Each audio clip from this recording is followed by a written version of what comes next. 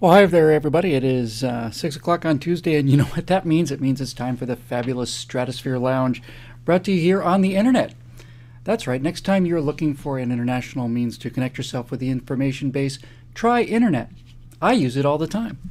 It's good to see everybody. It's great to have everybody here as usual, and as usual, once again, we've got a tremendous set of questions which we set up on our Facebook page. So, as usual, we put the post up a couple hours before we roll the show. And then we take a look at the questions that we think are going to be most interesting. And when I say we, I mean me, because I'm here all alone in this horrible, lost, infinite plane of lunacy called the Stratosphere Lounge. And I find the ones that I like and I think are interesting. And we'll talk about those tonight. And I think they are, as usual, terrific. I asked for stuff that was a little more eclectic tonight, and we certainly got that. So I had a chance to do something a little less political. And certainly there's going to be some politics in there. And if tradition holds, we'll probably go to about 7:30. So good to see all of you fine people out there. And why don't we get started with the topics for this evening? A lot of cultural things tonight, which I think is a nice change. Nice to do something that's not quite so political, as I said.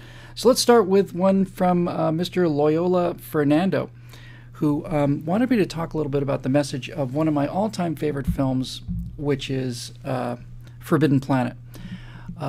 Forbidden Planet is a movie that just fundamentally changed the way I think about things, and I just loved it, and I didn't really think too much about Forbidden Planet as something other than just a really terrific sci-fi movie. It's done, I think, in 1956, 57, somewhere in that vicinity, and it's a story about a manned expedition. It's based on The Tempest, actually, with a shipwreck crew, and you've got this sort of a sorcerer in command of the things, but a human expedition to this planet, Altair 5, I want to say.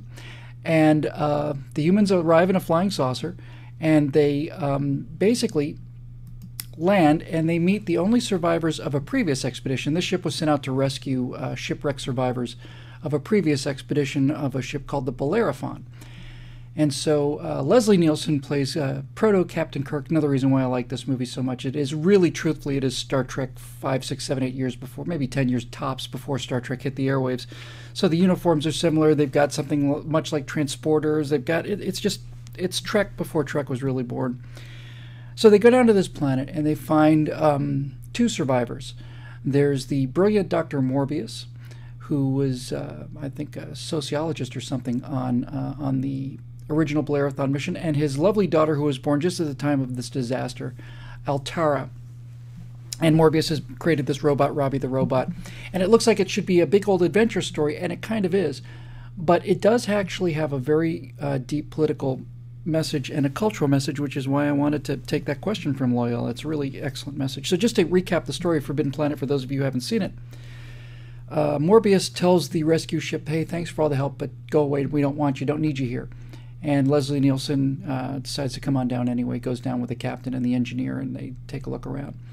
And they visit Morbius's home, and over the course of the movie, Morbius takes the newcomers, the rescue team, down into this underground complex of the race that was originally living on this planet called the Krell. And the Krell are these super advanced beings. We never see them. We kind of intuit that they're sort of short and squat because we can see their doors and stuff. But basically the entire planet is hollowed out. It's a giant machine, and the Krell are these super advanced geniuses. And Morbius has taken a brain-boosting device that the Krell use to teach their little tiny children, and Morbius has been able to understand some of the Krell machinery. Well, just as the ship was about to leave off, the original Bellerophon, go back to Earth, there was a terrible disaster and everybody on the Bellerophon was killed, and Morbius warns the crew of the rescue ship, the military ship, to leave. He can't be held responsible for their safety if they stay. And sure enough, people on the rescue ship start to get murdered, and they get murdered, as we find out, by a creature that's actually invisible, but if you shoot enough ray guns at it, it looks like this. And it was one of the most absolutely breathtaking sequences I've ever seen. It's all hand-drawn animations, of course, before CG. But there's a scene where there's an electrical barrier around the ship, and this footprints just appear, and it's just spooky music. And then all of a sudden, you see the electrical defense shield gets hit, and as it starts to take more and more energy and they pump more and more rounds into it, this monster, this creature appears. And eventually creature kills one or two of the servicemen, and it's a terrible, horrible thing. It goes slinking back off into the darkness. And nobody knows what this creature is, but Morbius warned them that this creature would come. What is the creature? Well, we find out, spoilers obviously, so if you haven't seen it, you don't want to be camping out for it. It's 1957, but I can't recommend it highly enough. Turns out that the creature is a manifestation. It turns out that the Krell's final invention that these super geniuses made before their society was utterly destroyed was the Krell had figured out a way to make thought manifest. If you thought something about it, the machines down below would create it, actually physically create it out in the real world. That was the pinnacle of the Krell technology. They made that invention, and that night, in one night, the entire Krell civilization perishes. We find out that this monster that's come to kill them is actually Morbius. One of the crew members from the rescue mission, the doctor, goes down and gets the brain boost, and he has a really terrific scene where he's dying. It's actually killed him. He's had his IQ tripled or something like that. He's lying on this couch, and he says, monsters, John. I think John is the captain's name. Monsters, John. Monsters from the id. And then he keels over. And what we find out at the end of the movie is that Morbius has basically generated the monster that is trying to kill them all. He's trying to kill them because he doesn't want them to report back. He wants to stay here and study the Krell by himself. They say they're going to take him off the planet. He doesn't want to go. And of course, there's this giant Oedipal sort of thing going on with the fact that the captain is in love with his daughter. His daughter's in love with the young man. She wants to run off with the young man, leave the old man alone. And so his subconscious mind, Morbius's subconscious mind, using the power of the Krell machine, has created this monster that killed the original crew of the Bellerophon, killed the entire Krell civilization, and is now about to kill everybody on the ship. Well, they finally realize, of course, in the last minutes, as this giant monster. That's a fabulous scene, by the way.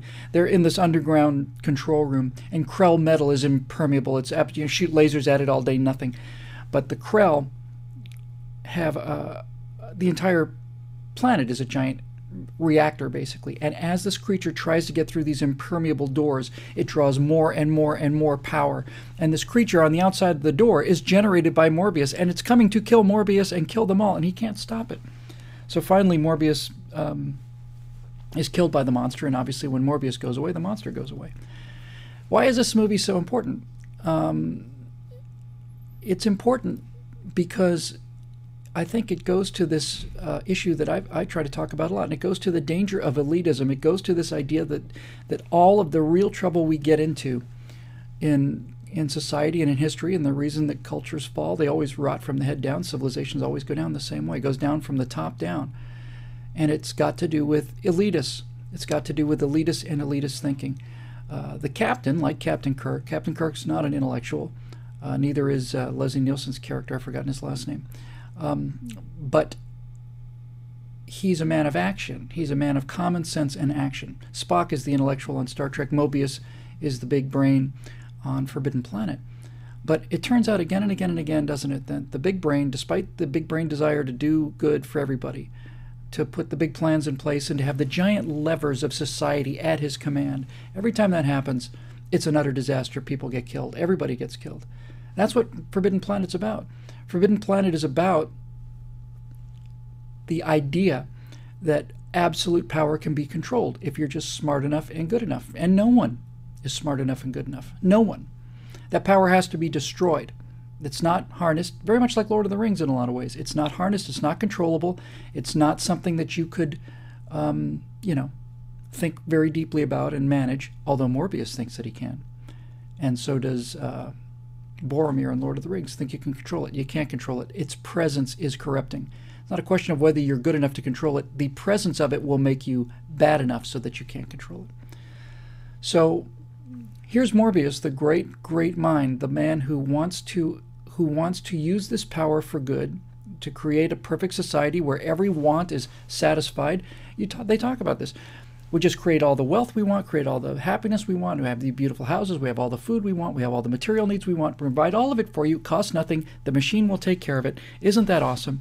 Except that the machine that's powerful enough to do all of those things is also powerful enough to kill you all, to kill everything, destroy everything. And what we find is that it's Morbius's subconscious mind, it's his id, that's uncontrollable. I think that's true for all intellectuals everywhere. Hang on one second. Just had to check something there. Once I had these lights set up in such a way that it was pointing right at my computer screen, I damn near destroyed a $5,000 monitor with the heat coming off of this halogen lamp. Anyway, back to the Forbidden Planet thing. This is the fatal trap of intellectualism rather. It's the idea that if you're smart enough and good enough, you can be granted absolute power because you'll only use it for good. And even if you take people at their word, they're never smart enough, and especially they're never good enough. There's always something going on. There's always some desire they have. They always decide that, well, if I have a little extra power, then I can do a little bit more. And the next thing you know, they live in this bubble, and bad things happen. And it's a great movie because none of this is spelled out. By the way, if you think about it, it went back to 50s sci-fi, but if you think about it, there was not really ever any question, is there, about the mad scientist? Why is it that the people who write movies tell themselves they're very, very bright? You know, I live out here in Hollywood with all of these very liberal people and screenwriters, and they're so convinced of how smart they are, and they've got nothing but solutions for all of our problems if they'd only had the power to implement them. But why is it that these very, very smart people, even then, even when they're trying to make their own case for elitism, can't do it? They end up writing movies like Forbidden Planet, or they end up writing movies like Frankenstein. I mean, the book goes back a lot further than the movie, but think about that. Here's a guy who wants, Dr. Frankenstein, here's a guy who wants to have the power of life and death so that he can save people from dying and disease and sickness. That's his initial fig leaf that he uses to cover all of this work. The fact of the matter is, it's all ego. It's all narcissism. It's like, I am going to wrest the secret of life from nature itself. It's alive. And the man that he creates destroys everything it touches, including himself and the experiment, because the life that he created, the monster, the Frankenstein monster, doesn't have a soul. You could animate the flesh, but you couldn't create the soul. There's something missing in that hunk of dead flesh that Frankenstein can't put into that monster. And what that's missing is, it's not just life, it's that divine spark, it's that sense of soul.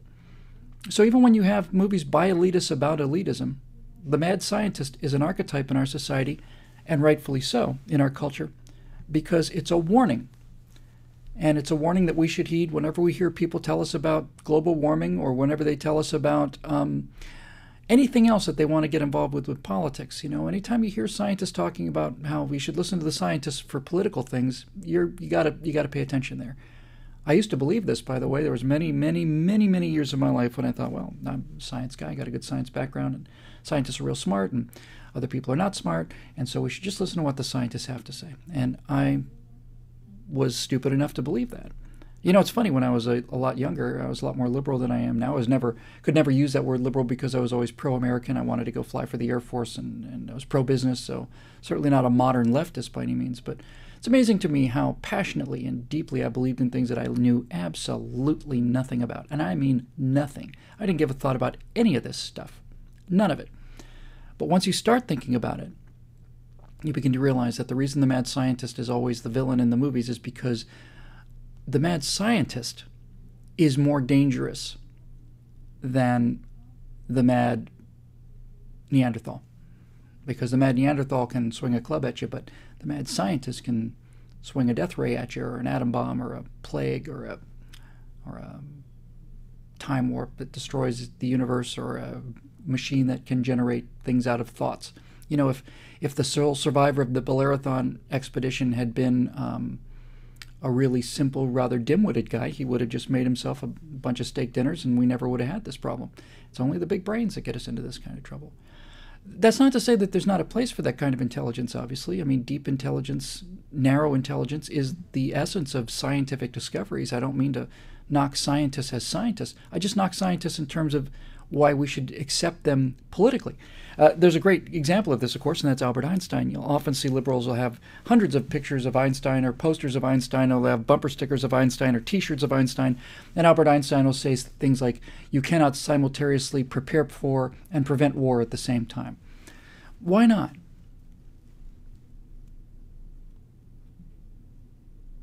Why not, Al? I mean, why should we take Albert Einstein's opinion on war? What does Albert Einstein know about war? He knows a lot about relativity, and he knows an awful lot about physics, but what does Albert Einstein know about war? What does he know about the causes of war? He doesn't know anything about war. Albert Einstein's a guy who walked around the block so many times, he often would knock on his own door, and he was so enthralled in what he was thinking about, he'd knock on his own door and walk away. He didn't know where he was. He thought he was at a friend's house. I'd listen to Patton about war. I wouldn't listen to Patton about high-energy physics, but I'd listen to him about war, or Grant, or Sherman, or Eisenhower. Those are the guys I'd want to listen to about war. I'd want to listen to warriors talk about war. I listen to physicists talk about physics. But why is it that we go to Albert Einstein when we want social wisdom? We don't go to Albert Einstein when we want styling tips. We don't go to Albert Einstein when we want tips on how to dress or how to do your hair. Why is that? Why is it that we just automatically realize, this guy dresses like an old woman and he hasn't combed his hair in 30 years? Why don't we go to him for style tips if he's the smartest guy in the world? See, this is the problem. This is the problem with elitists and elitism. And I've said this before. I'll just wrap up this one point right here. The problem with elitists is if you've got 120, 130 IQ or 150 IQ in rare cases, and you know you're smarter than just about anybody you've ever met, because you're smarter than everybody you've met, you assume that you're smarter than everybody out there altogether, and that's where you get into big trouble.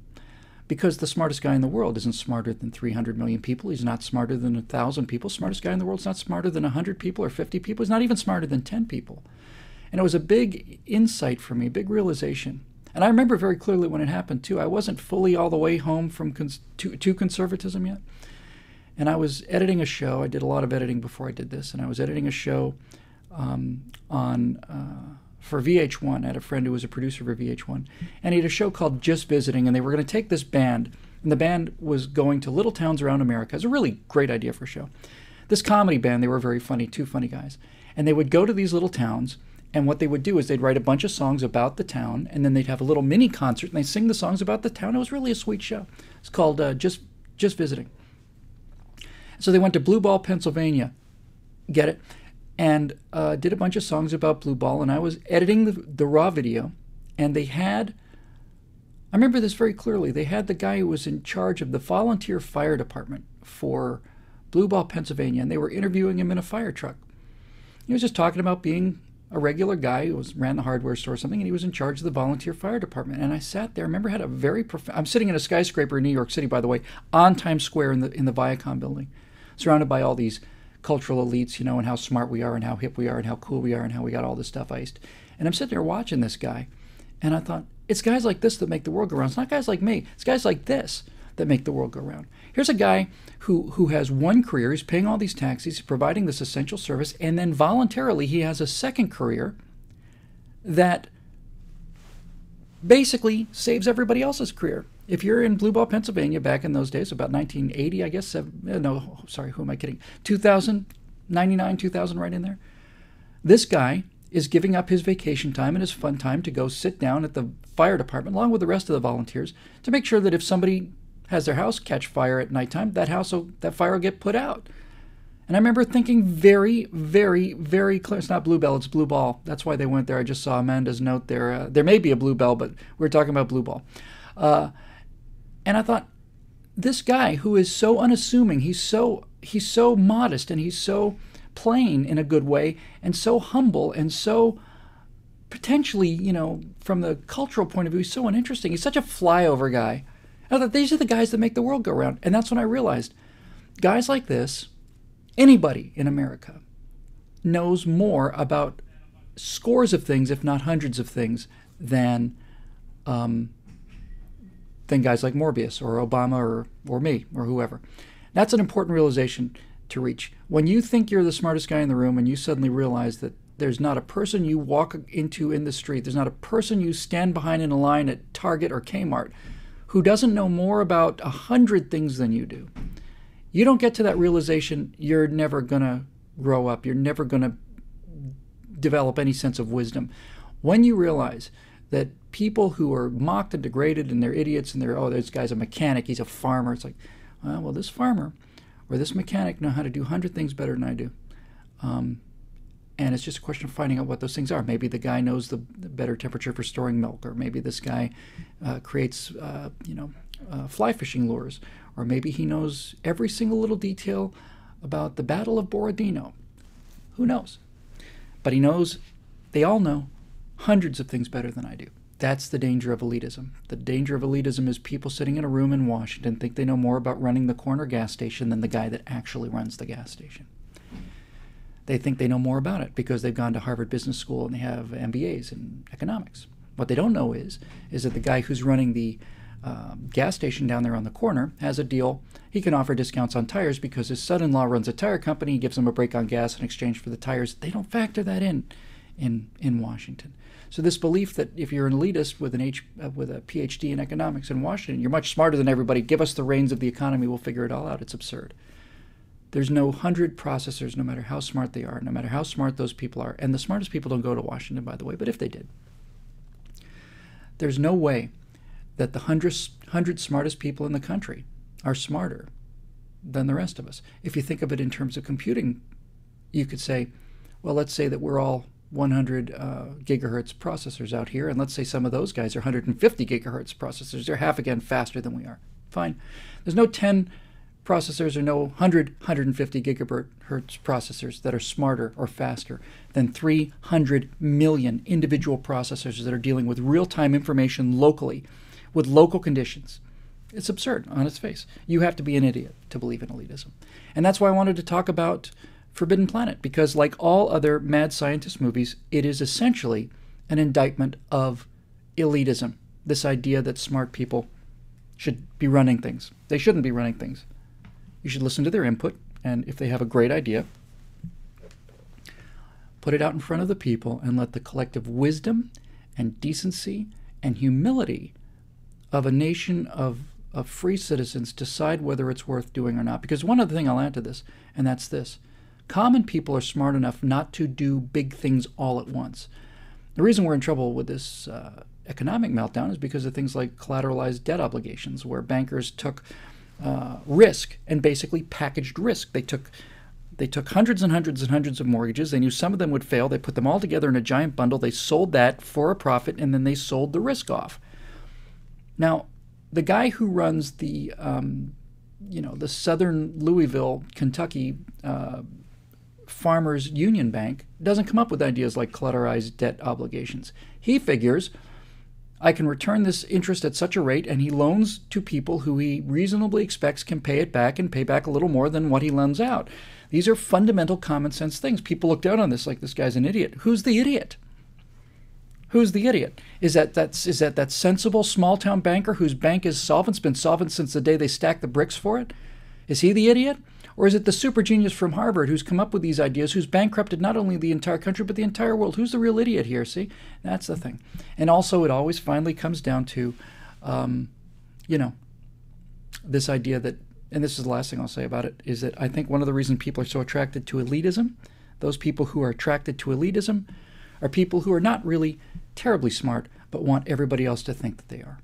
Real people who have real intelligence and real intellects and character are not afraid to say, I don't know the answer. I don't know what that means. What's that word mean? I've never heard that. I've heard the term, but I don't know what it means. You never hear that kind of thing from people who want to be elitists, guys like Barack Obama. Can you imagine Barack Obama? Can you imagine a guy like Barack Obama saying, I'm sorry, I don't know what that means. I'm not sure what that word means. Not in a million years. You'd never in a million years hear it. You know why? Because he's insecure. He's insecure about his intellect. He's right to be insecure about his intellect. He's been sold as the smartest guy in the country. He's not. He knows it. We know it. Everybody knows it. Real people are not afraid to stop and say, I'm willing to look a little stupid now so that I don't look big stupid later. I don't know the answer to that. What is that? I've never heard of that before. Those are a sign of people that have confidence in their intelligence. And people who love elitism usually don't. They want the unearned intellectual and moral superiority. That's Forbidden Planet.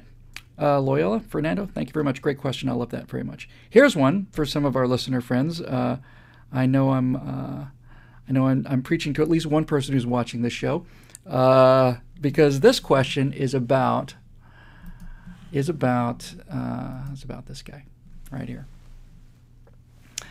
And I decided to pick an earlier picture of him when he was wearing his authentic colors. He was orange and blue guy at Denver, but it's not real orange and blue. Real orange and blue is the orange and blue of the Florida Gators right there, and that's number 15 for the University of Florida, and that's my boy Timmy Tebow. I got a question about Tim Tebow, and the question was, will Tim Tebow culturally affect New York City? Wow, that's a great question. I'll jump on any chance to talk about Tim Tebow. What do I say about Tim Tebow? First of all, I'm a Gator fan. I got to school in the University of Florida in 1979. My first year, I went to every single football game, every home game as a freshman. And we lost our first game. We tied our second game, then we lost everything else. We were 0-10-1 that year. So anybody who wins for the Gators is naturally going to be somebody I'm going to be attracted to and somebody I'm going to want to support. With that said, I think Tim Tebow could actually have been the starting quarterback for the University of Georgia, transferred to Florida State, done a year at Miami, and then wrapped up his tenure in Tennessee, and I'd still worship the guy. Because Tim Tebow is simply the best person I've ever heard of. Tim Tebow is the kind of man that I would always want to be, and I'm simply never going to be. Never going to be that kind of quality of individual. You know who else has a lot of this quality I found? Mormons. I was asked to go up and speak to a couple universities, Utah Valley University and Southern Utah University, I think, back in 09 or 10, early 10. I spent some time up there with Mormons. I had the same vibe off of them that I got off of Tim Tebow, just the best people, just terrific people, solid people. And of course, the commonality is they're both very religious. They're very religious people. Once again, another part of my ongoing education, when I was much younger and more liberal, I thought, oh, religious people, they're just a bunch of dummies, you know. No, they're better people than I am. The more religious many people are, I find that they just simply are tremendously grounded, good people.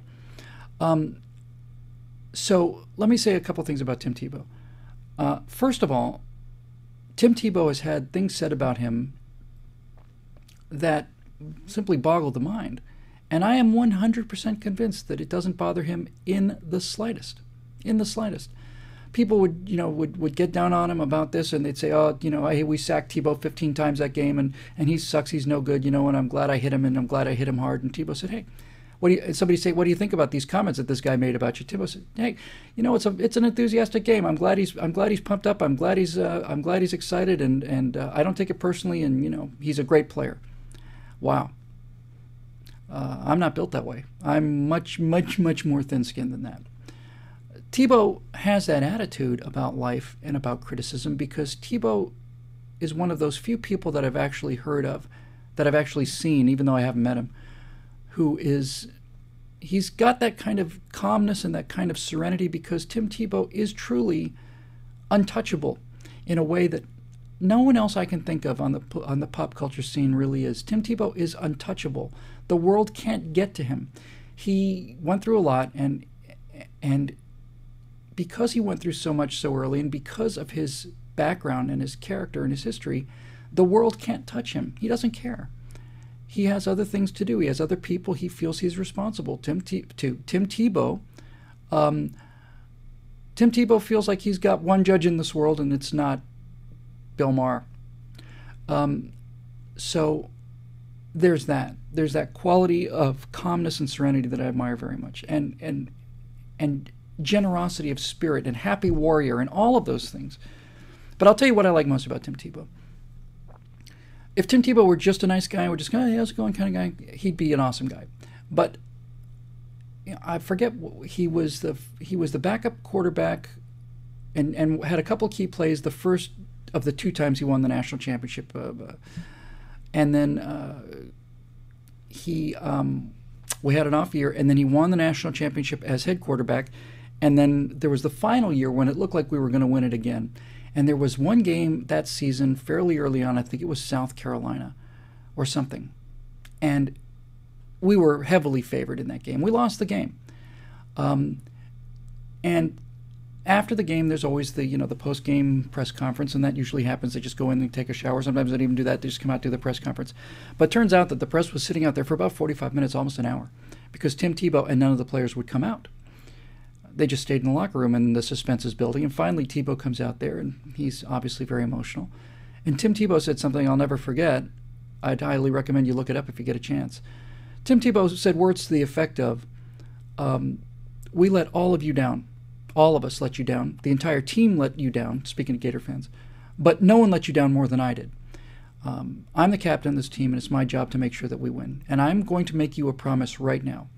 We will never, ever play that slack again. We will never, ever take things for granted the way we took things for granted.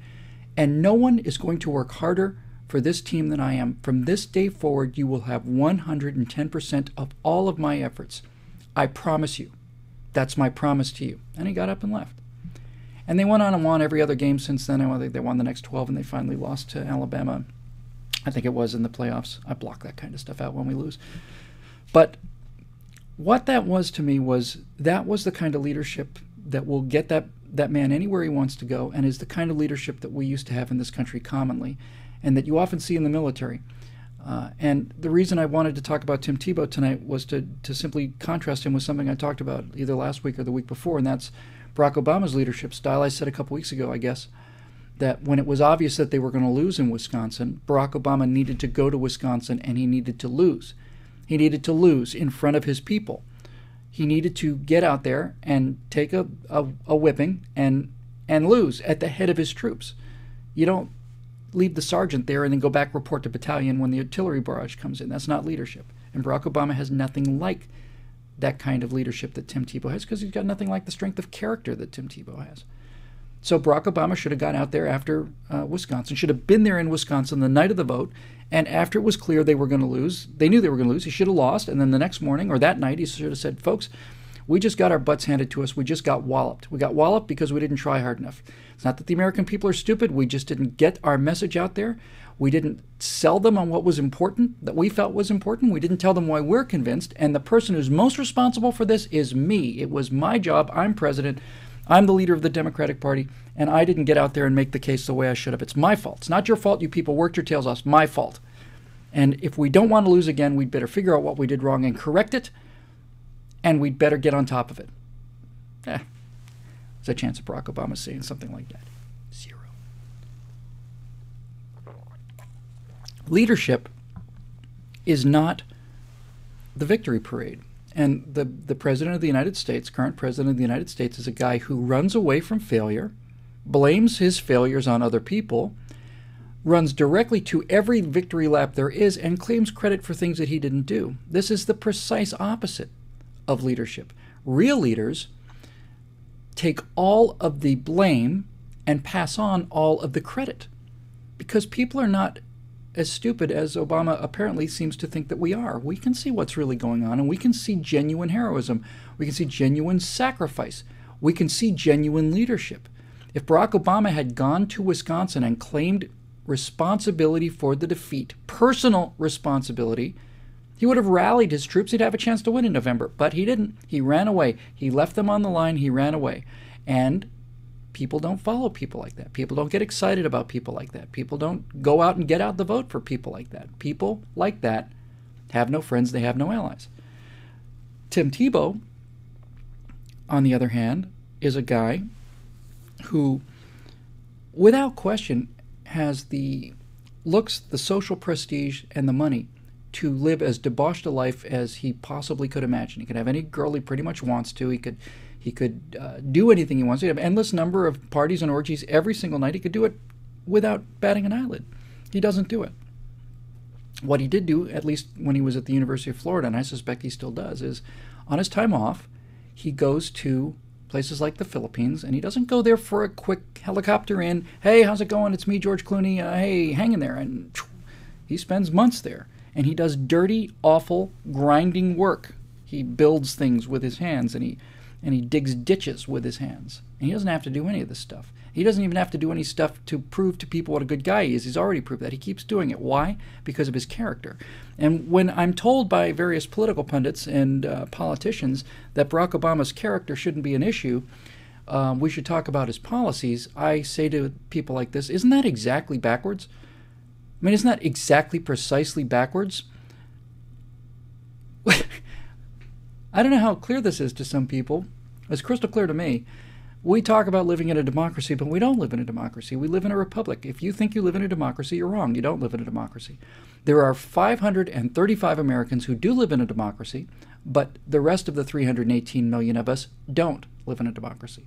535 of us do live in a democracy. They get to vote on the things that matter. They get to vote on whether or not taxes go up or down, whether we go to war or not, whether or not they're going to put in a bridge or a highway.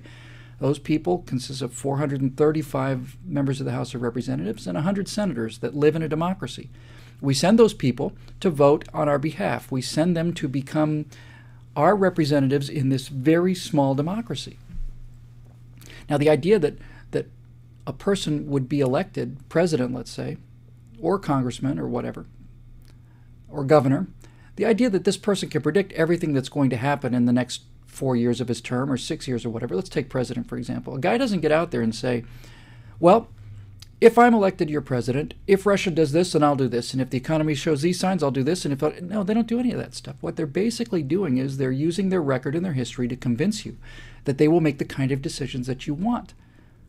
And that is character. We don't talk about character anymore. We talk about personality, which is the bastard son of character, but actual character is one of the best descriptions of character is what you do in the dark. Character is what you do when no one's watching. Barack Obama's character is appalling. The man is just appalling character. He sacrifices everybody. This expression, thrown under the bus, is exactly what he does. He will take the glory that other people provide, and if it gets to be a little dicey, and if it gets to be hard, if it costs him anything, under the bus they go. Real character is standing by your friends when they're in trouble and when it's unpleasant to stand by them. Some of you know I used to work at the Miami Planetarium, and some of you out there may know who Jack Horkheimer is. He had a show called Star Hustler on PBS for 30 years and did the astronomy thing. Jack Horkheimer was a lunatic, but he gave me every chance I got, and I was very grateful for him, and I considered him a friend, and he started me. I wouldn't be here without Jack Horkheimer. And one time Jack Horkheimer was very, very sick. He was a sick man all of his life, and he was very, very sick.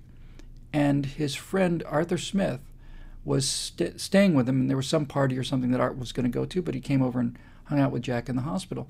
And Jack said, Art, why are you here? I know there's 100 other places you'd rather be. And Art Smith said, well, Jack, a friend is a friend who's going to stay with you when you're sick when there's 100 other places he'd rather be. And that's really it, isn't it? It really is just that simple. It's doing the unpleasant things when you have to. And what has this president of ours ever done that's unpleasant? Has anyone ever seen him slug it out through something that's tedious and degrading and costs him and is ugly and messy? No. He has no character. Remember that come November. The final part of the question, of course, was, will Tim Tebow change the culture of New York City? When I heard that Denver traded him out, I was furious. I'm really furious. He took them to the playoffs, took them to the second rounds of the playoffs when they said he couldn't do anything. So personally, I know we probably have some fans who live in Denver, but to hell with you, Denver. I hope Denver never wins another football game. And I hope Tim Tebow does well in New York City. I think New York City is the worst possible fit for the guy, but what do I know? Tim Tebow seems to be on a rail that is a good rail. And look, if Tim Tebow doesn't make it as a quarterback, don't you worry about Tim Tebow. He's going to be happy no matter what he does. But look, if anybody can change New York City, it's Tim Tebow. I don't know if he will or not, but I'm glad he's out there. And I think most people are glad he's out there. He represents actual goodness in a world that doesn't have much goodness. I'm getting a low bandwidth warning. If we lose the picture, we'll restart it. Come on back, bandwidth. I don't like that. I hate it when this happens. It's very distracting. Anyway, that's the Tim Tebow story. I got a really interesting question from Nathan Ike. I think that's how it's pronounced, Nathan Ike. And he asked me about Disney. Asked me what I thought about Disney. And I'm glad he asked me that. Disney is a remarkable guy, obviously. I've often said that the golden path of the new man and socialism and this idea that we can recreate ourselves, that golden shining image always takes us to the gulag and the flinty, stony idea that we're corrupt creatures with built-in flaws that can't be beaten out of us, takes us to Disneyland. It's the happiest place on earth. Disney's an amazing guy. I'll tell you why Disney means so much to me in a minute, but I'll start off by the whole idea of Disney. The reason that Disney is important to me is because I just saw a comment from One for Vine. I will not buy a Sleep Number bed. Yeah, anybody who's advertising on this show, forget about it. You're never going to buy anything. You keep repeating these ads. Here's the thing about Disney, though. Disney is the great example of my theory of actual progress, of real advancement in the world. I believe in the great person theory of things, and not just the great person. I don't want to. That's a little deceptive. It's not just that a great man or woman changes history in the way that Disney did. It happens on the micro scale too, but it does come down to an individual, right? Somebody decides to put a dry cleaning shop on the corner that wasn't there before and hire other people. That person's a hero to me. And somebody with a vision, even if it's a very modest vision, if it's a vision for Joe's Tires or Joe's auto body shop, that auto body shop wasn't there before Joe came along. And Joe hires people, and Joe provides a service that wasn't there before. Those people are heroes to me.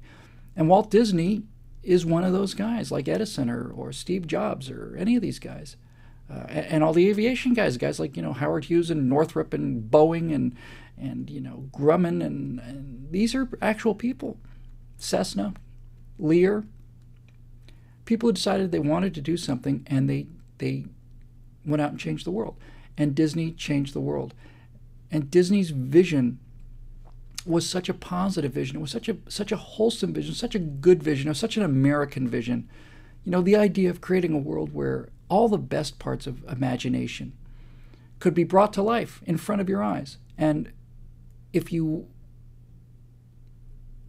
were too much of an adult to believe it, you could always go with a kid and they'd believe it, and then you'd believe it with them. Disneyland and going to Disneyland or going to Disney World for a kid, certainly for me, was just literally was the Magic Kingdom. It was magic. Walking into Disney World, I grew up in Florida, was magic. Who can claim that kind of credit? And all of the movies that he made and all of the whole idea of Disney is not just a brand. Disney, the brand has eroded quite a bit since Walt died, but the whole idea of Disneyland and Disney movies was everything that's good. There's danger and there's trial, but goodness wins in the end, and they live happily ever after. And Disneyland and Disney World is a place where magical things happen around every corner, but it's a safe place, a very clean place. It's a wonder. But the reason this question leapt out at me was because Disney had a profound effect on me and had a profound effect on a lot of other people in a specific way. Right around, I think this was right around 57, 58, 59, somewhere in that ballpark. Now, I wasn't born until 59, so I obviously saw the reruns on The Wonderful World of Disney. You remember that? Well, those of you of a certain age, Sunday night, you'd hear the broom, broom. The following program is brought to you in living color on NBC. And then you'd see the peacock fan his tail out, and then you'd see The Wonderful World of Disney, and then you'd see the opening animation, and you'd hear When You Wish Upon a Star, and you'd see Tinkerbell fly across in the pixie dust. And then it would be Tonight on The Wonderful World of Disney. And it was going to come, the story was going to come from one of the four kingdoms, right? It's going to come from Frontierland, Adventureland, Fantasyland, yay, or Tomorrowland. And it was always crappy Frontierland or Adventureland or some nature documentary. But man, whenever it was Fantasyland like a cartoon, awesome. And if it was Tomorrowland, I was gone. But I'm in the chair I'm in today because of The Wonderful World of Disney and Tomorrowland and the animations that Walt Disney did with Werner von Braun. I think I've got a still from one here. That is a still from one of the Disney Werner von Braun animations about the very first orbital flight And of course, the first orbital flight happened just a couple years after this animation was done, and it looked nothing like that. Just if you can see it, that's a space shuttle, basically, winged vehicle on top of a booster, and it had like, I don't know, I think it had a crew of like 9. And, you know, you'd see this animation, and you'd see these guys in orbit, and there'd be like 9 astronauts, and they're very stylized, the drawings, and they've got like, you know, they've got the big number, and number 1, I'm the captain, and number 4, and here's number 6, and number 9 is in the little astrogation bubble, and he's moving little prisms to get their exact position and stuff. But here's why that animation was so important to me and to many people I know who are actual rocket scientists today. That animation, as opposed to Star Trek, which I absolutely love, or any other kind of advanced science fiction, the thing about those Wernher von Braun Disney animations were they looked doable. Those were not magic carpets. Those guys were driving jeeps, and they were climbing ladders in gantries, and they were sitting down, and they were moving levers and flying ships, and it was doable. And I would see things like this, and I would think, well, of course we can do this. Why can't we do this? We do this right now. Let's just go do it. And hundreds, thousands of people had that same reaction, that there's nothing magical about this. Not like engage now, and he might as well, you know, when Picard says engage the warp drive, he might as well be saying abracadabra, blink. It's magic, but there's nothing magic about this. This was something that could happen, and you could go. And I'm going to come back to this because I've got some Aurora stuff to talk about, I think, at the end of the night tonight here, if I can get done in time. I think I can. So the movie that I'm making is very much like that. It's a sci-fi adventure set 20 years in the future, and it is the kind of thing where you look at it, you can realize I could torque the bolts. There's nothing magical here. The rocket engines already exist. The nuclear rockets already exist. They take one from the NERVA program. You know, NERVA in 1967 to 1970-ish, somewhere in there, they built like 23 working nuclear rockets. They all worked fine, absolutely doable, effective. We just gave up. I'll get back to that. But Disney changed the world. He changed the world for the better. He made a big hunk of money making people happy. And that's on a larger scale than the guy who opens the corner dry cleaning business, but he does the same thing, makes a little money making people happy. It's all about making your mark in the world. It's all about providing a service to people. It's all about being one of those people that steps out of the pack, and rather than becoming an employee, not that there's anything wrong with that, I've been an employee my entire life, well, most of my life anyway, but decides to create something that wasn't there before, generate some wealth, and generate, in the case of Disney, some wonder, and make wonder visible. First time I saw Haunted Mansion, I was probably, I don't know, 9, 10 years old the first time I rode that. Blew my mind. The whole thing still blows my mind. So God bless you, Walt, and we miss you, and I wish you were back. I wish we had more people like you. Moving on, Aaron Walker has a question about our culture's perpetual teen adolescence. Why is it that our culture seems to be so wrapped up in adolescent behavior and adolescents' worship of teenagers and stuff? And I think it's a really good question. You know, most of human history, and when I say most of human history, I mean up until 30, 40 years ago, teenage years were just a compressed and awkward and basically inconsequential period between childhood and adulthood. And frankly, you only have to go back another 100 years before that, before there even was the idea of even a childhood, let alone adolescence, right? Children, for almost all of our history, we're all descended from kids who worked in coal mines. I certainly am. Kids who worked in textile mills. I'm descended from, my father's family comes from Lancashire in England, a little town called Wigan. And we are coal miners and mill workers all the way back. And I'm pretty sure they didn't start doing that at age 30, because most of them didn't live much past age 30. They started in their early teens, if not younger. I'm obviously happy that children don't have to work in coal mines anymore. That's a net gain for us and for our society, although there are consequences to this. The teen thing, it's nice to have an idea that there could be some years where you can really not have a whole lot of obligations on you. You're still living with mom and dad. You get some freedom, you get some car, you get a chance to stay out late and maybe start drinking beers with your friends and, get in a little bit of trouble, hang out with girls and that kind of thing. That's nice that you can have a period of time there to get up to speed, so to speak. But this idea of never growing up is new, and I mean real new, 10, 15 years old, 20 years old, and extremely destructive. The adolescence of America is a new phenomenon. It's true in the world.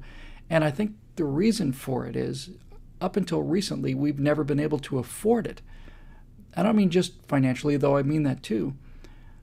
The fact that entire generations of children can stay children up until the time they're 30 years old is a result of other adults having generated so much prosperity for so long that you can afford to pay off this kind of silliness. And like everything else that we've paid for the last 30 or 40 years, all the money's gone and all of the morality behind the money's gone too. And now we realize, oh, we're bankrupt in yet another way.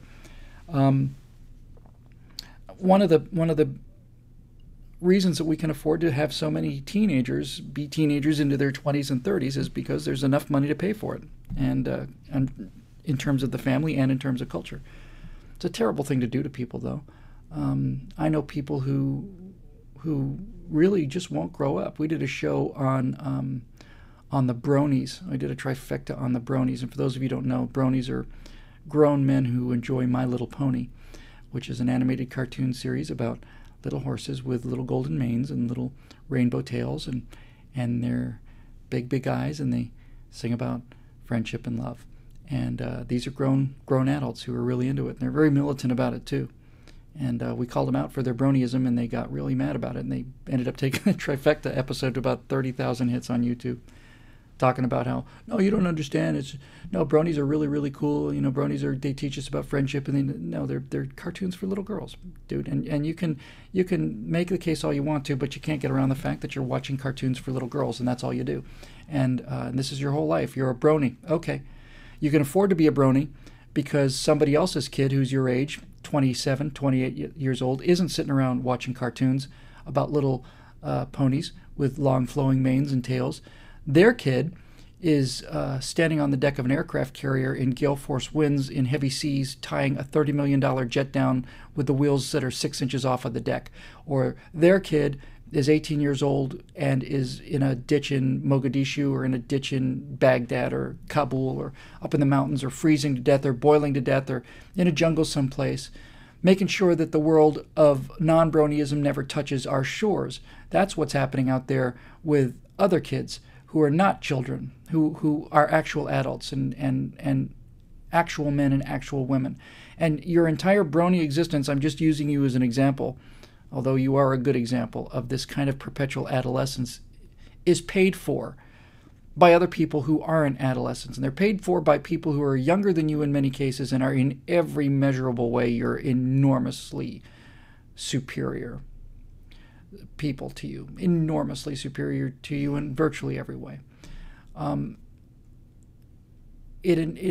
some level it angers me. On some other level you have to say, my God, we've been so successful in terms of our military and our businessmen that we can afford this kind of nonsense. But it wasn't always the case, and it won't always be the case in the future. The thing I feel sorry for with these people is that whoa, that's a loud noise. They are locked into a world where everything is childish and everything is easy and everything is undemanding and everybody's a precious snowflake and all this other stuff. And because of this, these people are not likely to have any of the experiences that make life actually genuinely worth living. And that's the kind of experience that we talked about just a moment ago with Walt Disney. If you don't grow up and become an adult, you can't do adult things. If you want to stay around, play with dolls, and watch cartoons for the rest of your life, you have the comfort of escaping from the hardships and the reality of things like your bills and all the scary stuff that's out there, and not paying attention to politics and not worrying about the Muslim Brotherhood or Al-Qaeda. I'm going to just retreat and watch my cartoons. Okay, fair enough. You can do that, and we can afford that, and we have people who are going to be adults for you so that you don't have to be, and apparently that doesn't bother you either. But the real tragedy of this perpetual adolescence is what it does to the people who become perpetual adolescents. It robs them of adulthood. And the thing about adulthood is, yes, adulthood is scary and terrifying, and yes, paying bills is terrifying, and yes, worrying about your health care is terrifying, and yes, having children and having them get sick, all this is terrifying. But adults, you see, are authors of their own destiny. They have authority. They are not logs floating downhill at the discretion of somebody else, at the whim of somebody else. They're not living in mom's basement, and they're not taking a ride. They are mobile. They have the ability to create their own destiny and their own lives. Now, the great river of life sweeps us all along, and there are many things that happen to us that are beyond our power, but adult people, at least people with a certain vision of what adulthood is, understand that there is... I have to be careful here because I'm not one of those people that can honestly say you can be anything you want to. That's not true. You know, if you're 6'4", you cannot be a professional jockey. If you're 5'1", you cannot be a professional NBA basketball player. But within very constricted limits, adults understand that through hard work and constant effort and a persistence and an eye on the ball and a willingness to do the necessary hard work and to put off the kind of gratification that you guys just wallow in, perpetual self-gratification and no discipline and no hardship whatsoever. The antithesis of this perpetual adolescence, this perpetual putting away and running from the difficult and the hard, the antithesis of that is you become the kind of person, you become like a salmon, a very fit creature that can swim upstream.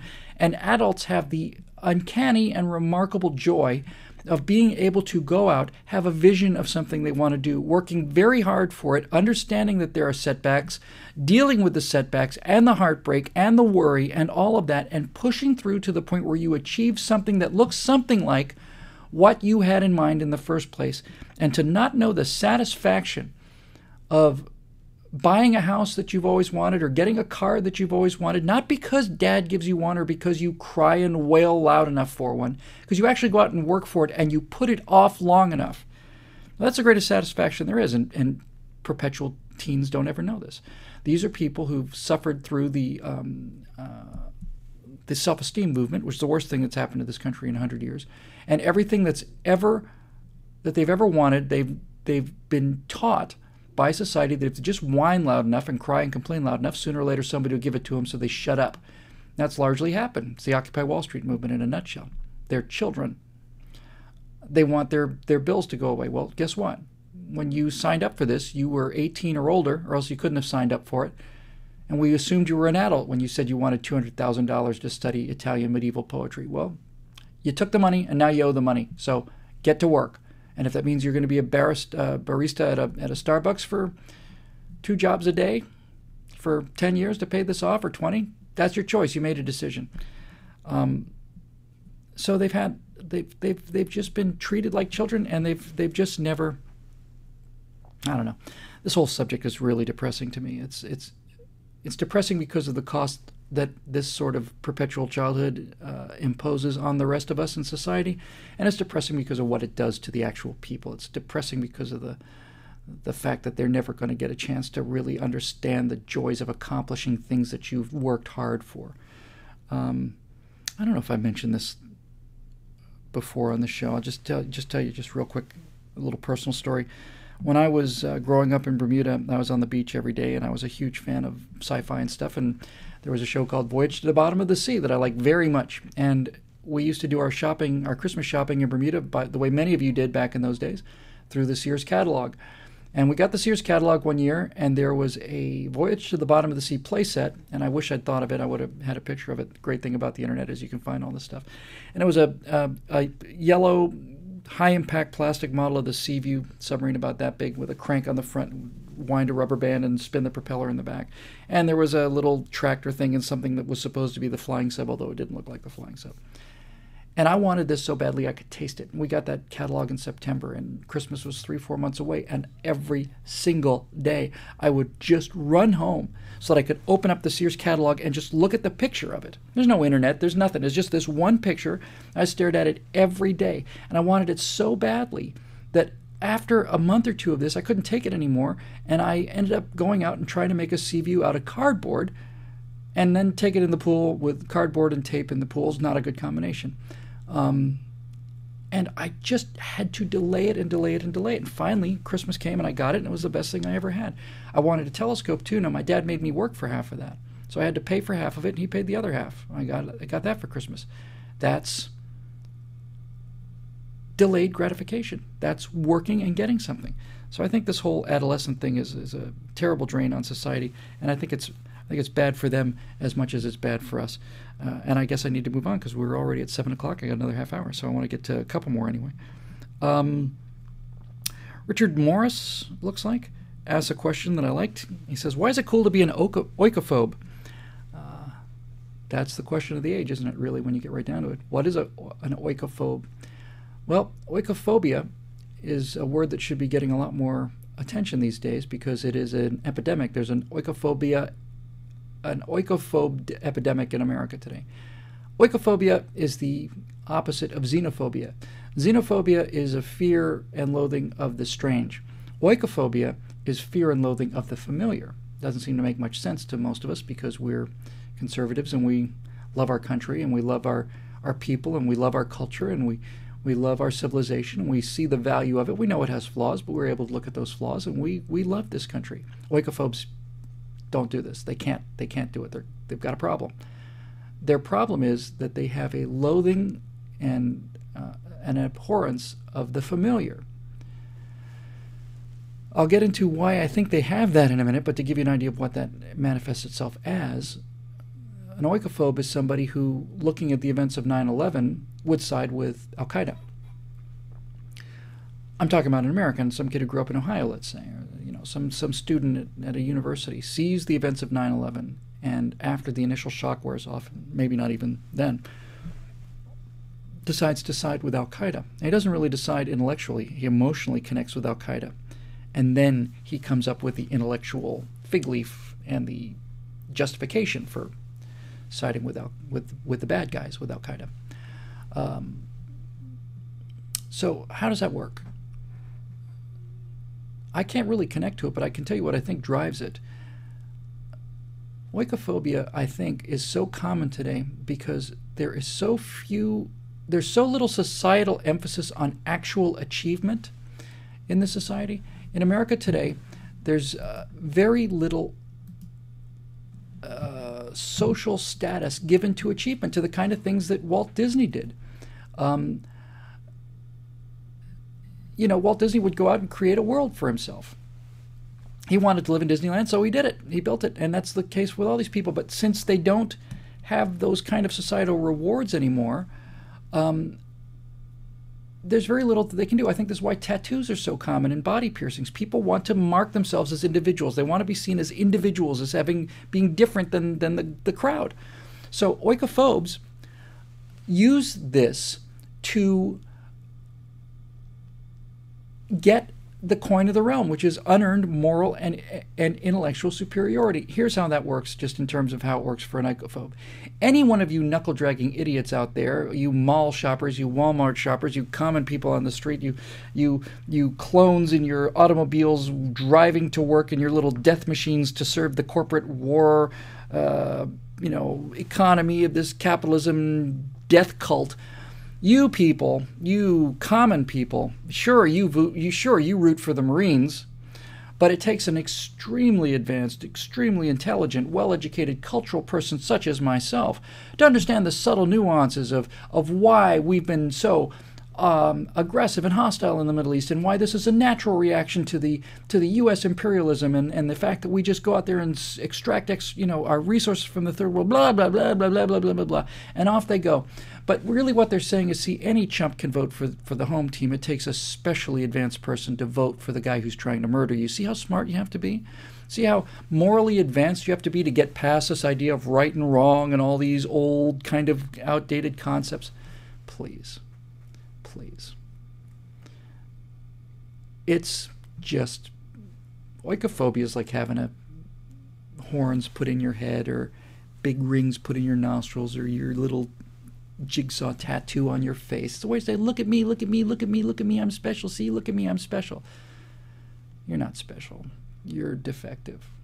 If you can't see that this society is a better society than one that straps explosives to children, hides behind women, murders homosexuals, and blows up hospitals. If you can't see that, that's not an advantage. There's something wrong with you. You're broken.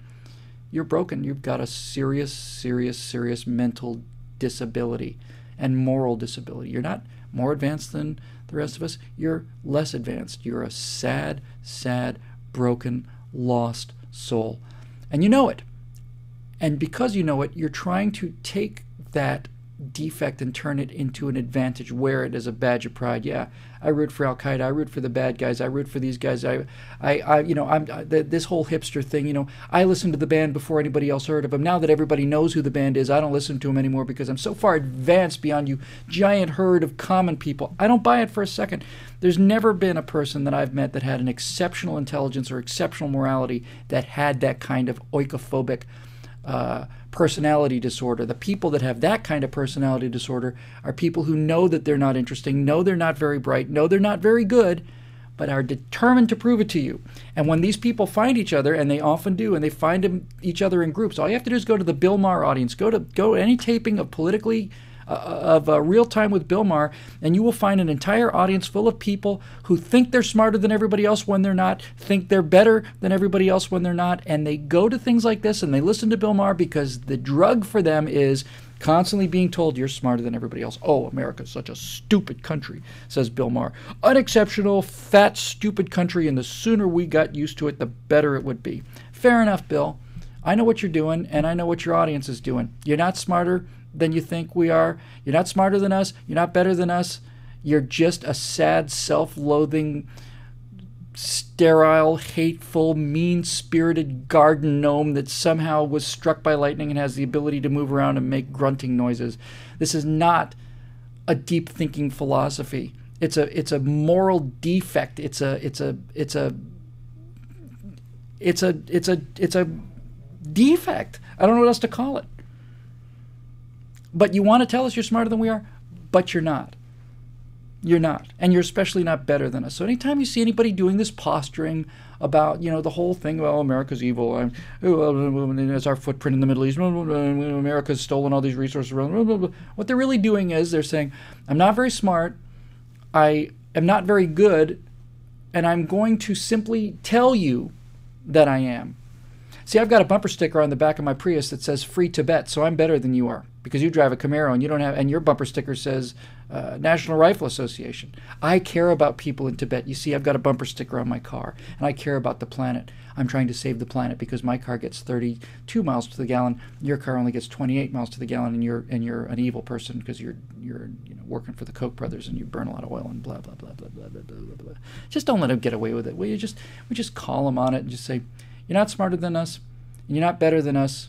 You're a sad, broken toy, and you have my pity, sir.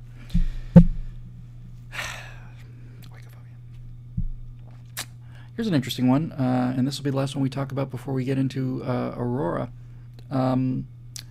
Stephen Michael Elmer asked me to talk about old school Cubans. Isn't that an interesting topic? Old school Cubans and how they're different from new Cubans. And I'm going to open that up because I suspect, I don't know for sure, that this is true for all older immigrants versus newer immigrants.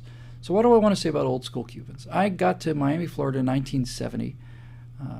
Castro came to power in Cuba in 1959.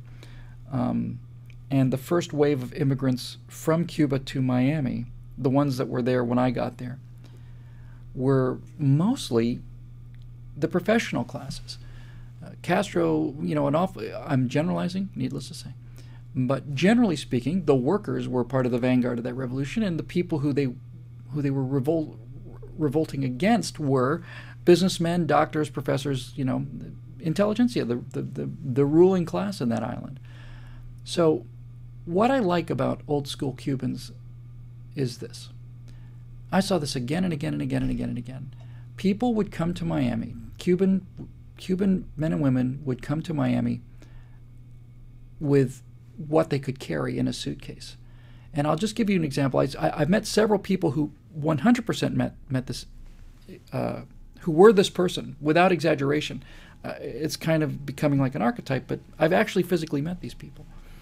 So you get a guy who gets off a plane literally running from his life from real socialism and real communism. He's not some guy in Harvard talking about how awesome it would be if we were all communists.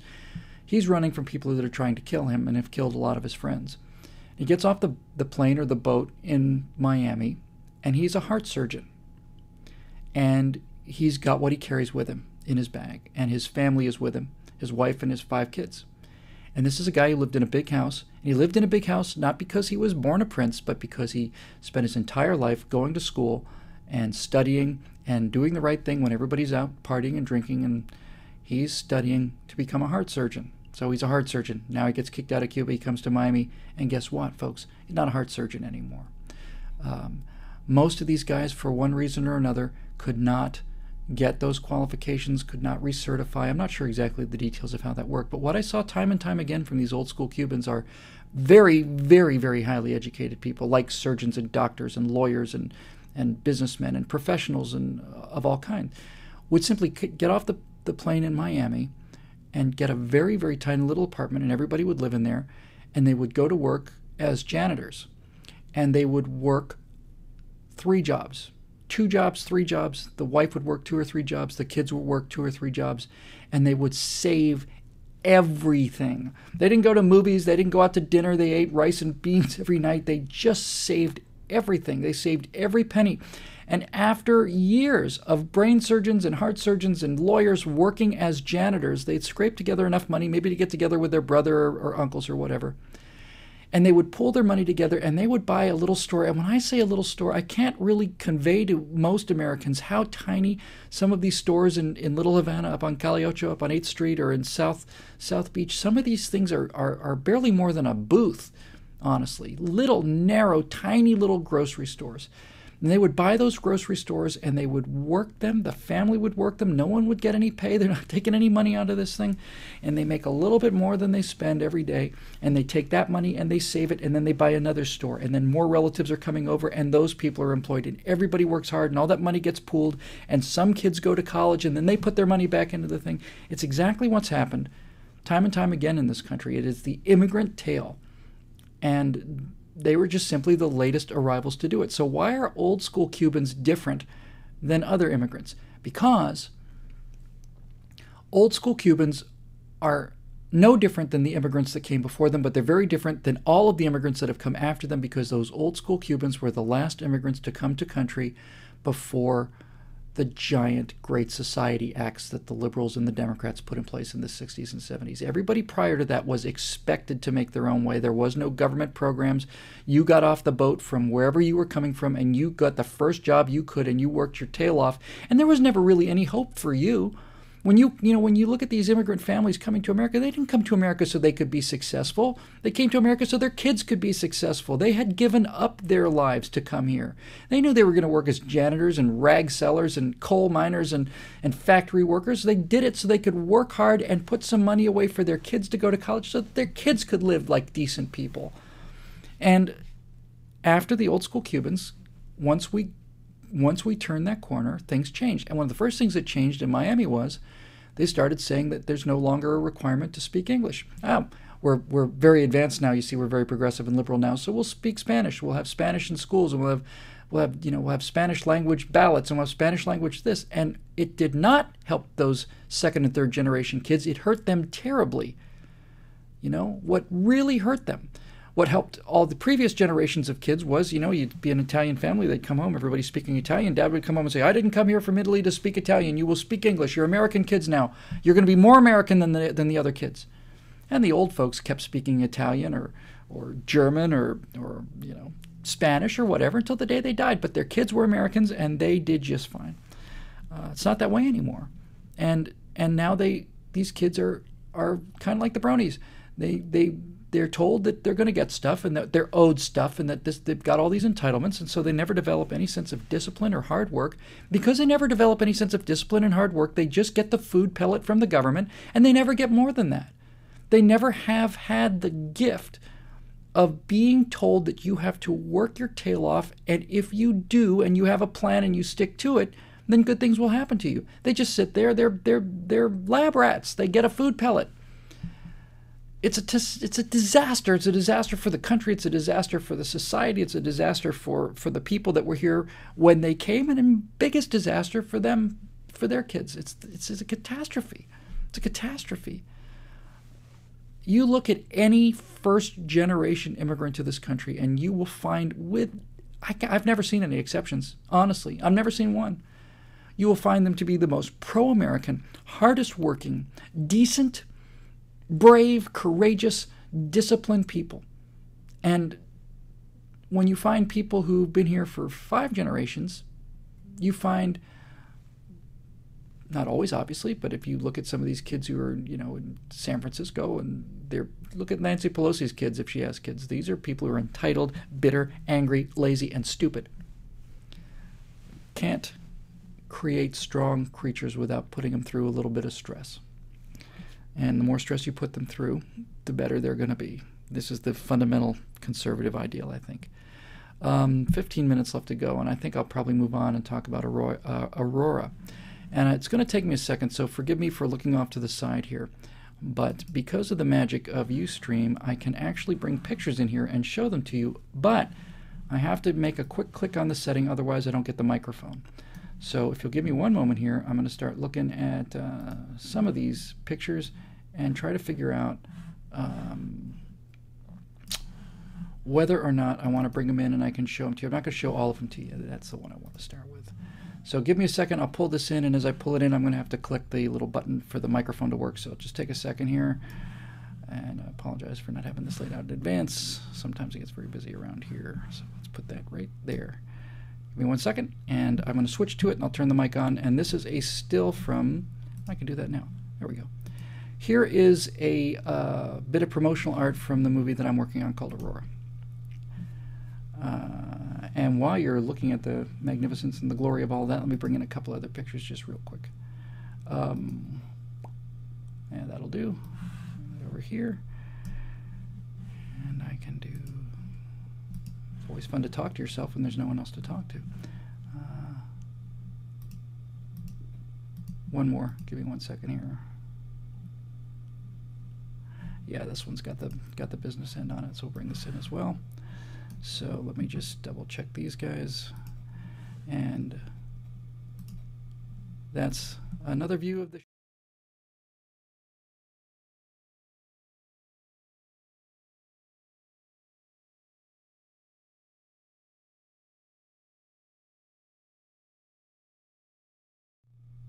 That's another view of the back end. That's a start. Let me tell you a little bit about Aurora. I'll come back to this picture here, I think.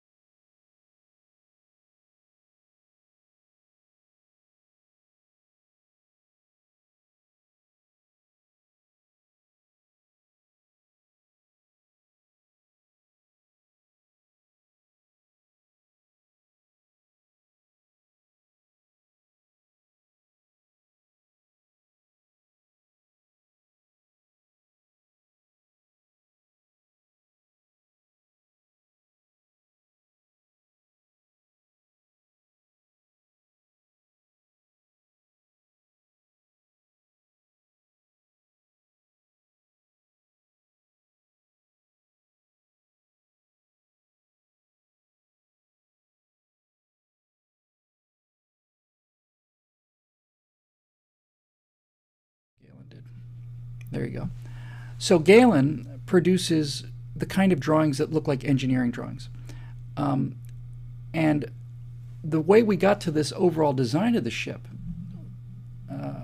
this design, was, I would say, here's what I want, Galen. I want 4 round fuel tanks. I want solar cells, not solar cells, I want radiation panels in the back. I want, oh gosh, sorry. I'm getting people saying they can't hear me. It's always nice to have comment stream here. I thought that I'd had the audio engaged. Maybe on one of them I didn't. I should have had this prepped in advance and I didn't, so I apologize for that. But I'm still seeing levels here, so hopefully you can see this one. So basically, I would say I want HAV modules, and I want cables that extend out, and I want the cargo modules up in the front, and I want a docking thing on the back, and all kinds of other things. So I would tell him, and I would, in 3D Studio, I would create little slugs, and then he'd create these remarkable engineering drawings. So let me tell you a little bit about this movie. This movie is set about 20 years in the future, and it's based up in Mojave, and it's about a private mission to Jupiter, although that wasn't originally their idea. And when I first had the idea for this movie back in 2005, I wanted to do something. This is why it was so fortuitous with Nathan's question.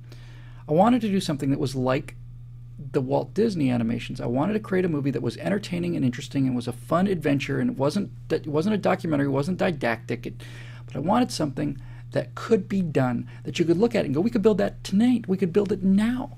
That was what I was really trying to get. I was trying to get the sense of there's no reason we can't build that right this instant, because no one has that kind of motivation anymore. Kids play these video games and stuff, and they don't realize that this is not just a fantasy. You can actually do it. So I wanted to do something set in the very near future, and I wanted the technology to look more or less like somebody had put a big old rocket on the back of the International Space Station, bolted down some parts of it, and off you go. I wanted it to look real. And this movie, and actually it's not only a trilogy, it's not even a trilogy of trilogies. I've got 9 of these things sketched out, and I think they can just go forever. I want to create a science fiction franchise like Star Trek, or like Babylon 5 or Star Wars or anything like that. And what I want to be unique about this franchise is I want there to be no magic. No magic.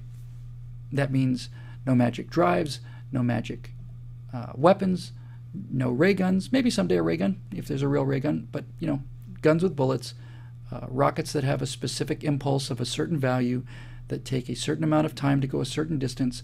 The burn times are all accurate. I've got friends up at XCore, and I have other friends in the business. We're going to get all of the actual delta V's are going to be correct, because I'm not lazy. I love this stuff. And when I look at science fiction movies, I see just how much laziness there is in screenwriting in general. They just throw things out there, and it's just, it sounds kind of high-tech, that'll work. I'll give you a great example of laziness, by the way. That's one of my favorite examples of laziness in movie screenwriting. I have a friend who worked in the Air Force and air traffic control, and he was there in the 80s and stuff. And Top Gun had just come out, and I like Top Gun a lot, and it was a pro-American movie, and it's obviously a great movie. But I said to him, Steve, I'm just curious, what would happen if a fighter pilot like Maverick says, permission to buzz the tower, and the guy in the tower said, negative, there's traffic in the pattern, permission denied, and he buzzed the tower anyway? What would happen? And Steve said, oh, that's easy. The guy would land his jet, he'd taxi to his parking position on the tarmac. There'd be 2 Humvees full of MPs there. The canopy would go up. The MPs would have their M16s leveled at the cockpit. And they'd say, get out of the airplane, get on the ground now. Get on the ground now, put your hands behind your back. Put your hands behind your back, just get on the ground. And they'd handcuff the guy, and they'd take him away, and he'd go to the brig, and they'd never see him again. This is what really happens. Test pilots are not guys that just, to hell with the rules. They're the most careful professionals in the world. They're the most professional, careful, dedicated, disciplined people. This idea, I've been drinking heavily last night. I was out having scotch and having sex with supermodels. What time is it? 4:30. I've got a flight at 5. I've got to test this new ship out. Well, I just, my natural awesomeness will get me through. Come on. So I wanted to do something that didn't have any magic and that wasn't lazy. What that means is that I did a little research, did a lot of research. And growing up, I'd known all about things like Project Nerva. And out at Jackass Flats, Nevada, at the National NRDS, the Nuclear Rocket... Oh, got it. I've forgotten. Development Station, I think. Nuclear Rocket Development Station. Out there in Jackass Flats, Nevada, between 1967 and... I just saw Brandon Luffman says, please, no sound in space. Correct. There's not going to be any of it. And in movie number 2, when you actually get into space combat, because this little company's going to go to war with China, there's not going to be any beams in space either. So I'll get to that in a second. Out at Jackass Flats, a bunch of actual engineers with real names built 22, I think 22, 23 nuclear rockets. They all worked just fine. They had about 2 or 3 times, well, certainly had 2 times the specific impulse of the best chemical rockets. Specific impulse is a term that rocket scientists use, and specific impulse is not thrust. Thrust is the amount of push that a rocket engine generates. Specific impulse, probably best to think of as efficiency. Specific impulse is a measure of how much push you can get out of a pound of fuel or reaction mass. And the more efficient a rocket engine is, the better your chance of having a successful mission, because the problem with traveling in space is, if you want to go from point A to point B, Earth orbit to Mars orbit, let's say, you've got to carry the fuel to accelerate that rocket. And you have to carry enough fuel to decelerate the rocket on the other end. And then you have to carry fuel to move the fuel. And it's a death spiral. The more efficient you are, the less of a problem this becomes. Once you start to get into relatively inefficient engines like the chemical engines that they have today, even to this day, the chemical rocket engines that we have on the space shuttle or in any of these planetary missions, they have about, somebody wants to say happy birthday for them. Happy birthday to you, Kevitz. There you go. Nuclear rockets, simple ones, the simplest ones in the world. The test rockets got twice the efficiency that the best chemical rockets can do. So I'm concerned about things like ISP in this movie. Now here's the trick, right?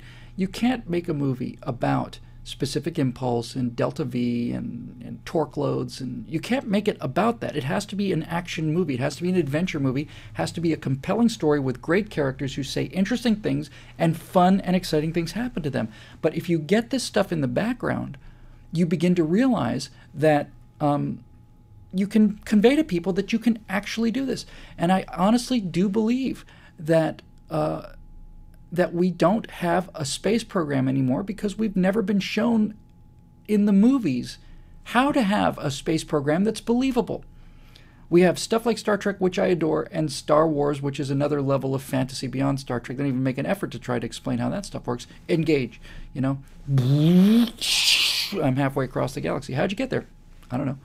You might as well just blinked your eyes and said, I wish I was there then, right? So it's about all those things. Now, that was 2005. I wanted to make a movie for engineers, and I wanted to make a movie that made people realize that you could actually do these things. In the intervening time, I have made it much more political, because first of all, now I make a living in politics. Secondly, what I realized was the push. Every good story has a push. Every good movie has a push. Certainly an action movie does. One of the pushes could have been, there's an asteroid coming to destroy the Earth, so we have to build the spaceship, because if we don't build it in 1 year, 4 months, 11 days, and 9 hours, we're all going to die. It's just lazy. I've seen it. It's interesting once. I've seen it many, many times. I'm bored. I'm done with it. And so my push is this. My push is the federal government all around the world, but our federal government is regulating business and nuclear power and everything that takes adventure and soul and courage and money. They're regulating it, and they're making it more and more difficult to do this. And the guy who's behind this program in my movie, the lead actor on the ground, the lead character, a guy named Sam Grafe. Sam Grafe realizes that this society is at the verge of collapse, like every other society has been when it gets too prosperous. And he basically says, this is not a space program, it's a breeding program. We're going to take traditional American values, limited government, all the stuff that we believe in, and we're going to put it in a bottle, and we're going to throw the bottle into the ocean, out into space, so that when all this stuff collapses under its own weight, there will be something out there that can come back and rebuild it. And so the push is the government is trying to close them down. Opens with an accident. They have a gas core nuclear rocket, which is a much more efficient rocket. It blows up. A little bit of radiation is released into the air. And so the movie opens with the government trying to shut these guys down. And they realize that the only way they can stay out of jail is to go out to Jackass Flats. As it turns out, they made 22 nuclear rockets, or 23, and they tested 22 of them. And one of them actually happened. One of those nuclear rockets, they never fired up. They had a plumbing problem. They got the next one online. And in my movie, it's just sitting there under a tarp. So they go get it, and they go on this mission, because if there is a crew out there on a mission, on a 2-year mission to Jupiter, they can't shut them down, because if they shut them down, those will kill the guys. And so it's basically businessmen versus the government. And that's really the thing. And it's a tremendous action movie. There's all kinds of interesting, believable, well thought out crises that happen.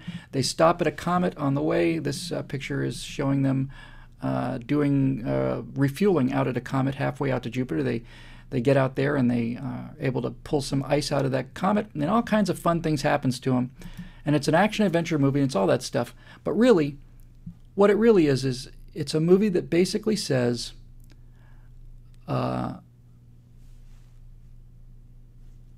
businessmen are the good guys, especially oil men. Oil men put up the money for this. Engineers are the good guys. Nuclear power are the good guys. Individuals taking risks are the good guys. It's a dangerous business, and people get killed in this movie, and individual grown adults make a conscious decision to be a part of it. And when they make a decision to be a part of it, then that's what happens. That's what happens. They take a risk and they do it. And I'll have more as that comes along. I've actually, the great thing about this is a good way to close for the night because it's 7:30. I always like to close by thanking all of you fine people for watching and for being Facebook fans and all that other stuff. But the fact of the matter is I've been trying to get movies made since I was 17, since I lost the Air Force Academy because of my vision. And since then I've been trying to make movies, and for my entire life I've been trying to go out and make movies and raise the money for it, and it's utterly futile. It's the hardest thing to do in society. It's very, very difficult. But that's not the case anymore. I'm going to find a way to get the money for this, probably $2-3 million, and I don't think I'm going to have any problem getting it. And the reason I don't think I'm going to have any problem getting the money for this is because I have people coming to me now saying, I really love the work you do, and is there anything I can do to help you? And I say, hold that thought. I think this movie's going to make some money, and I think it needs to happen just for the societal aspects of it. But I just wanted to tell all of you fine people that I am going to find the way to make this movie. I'm going to get the money to get this movie, and I'm going to get the money to get this movie because of the support of people like you who've allowed me to make a living doing this and allowed me to get my voice out there. Because the one thing that I never had before, when you go and ask somebody for millions of dollars, is credibility. Who are you? Who the hell are you? Why should I give you my money? I don't even know who you are. You have no track record or experience. Well, I have a little experience, but who are you? I don't have to make that case anymore. People know who I am. And people trust me, and they like the work I do, and hopefully they think I do good work, and they're ready to take a shot on me where they never would have been otherwise. I owe that all to you guys. And the people on my Facebook page are the most hardcore fans, and you're the people that made all this happen. So as usual, I want to close the evening by thanking you very much for that support. As I say always, I read every comment that comes to me on Facebook. I don't get to answer nearly all of them, but I read every one of them, and every one of those kind words, including all of the kind words I get in the comment section here, it means the world to me. And hopefully together we can use the power of this and go out and change the world the way Walt Disney did. Make it a little bit better than it was before we all got here, and leave it a little bit better for our kids. So that's this week's edition of the Stratosphere Lounge. As usual, thank you again for all of your input. Next week on Tuesday, we'll put up a Facebook post in the afternoon. If you have any questions you want to leave us there, the questions have been extraordinary. We'll try and answer them and get to them. And until next Tuesday, we'll see you next time. It's Bill Whittle at the Stratosphere Lounge. Have a great weekend. We'll see you. Bye-bye.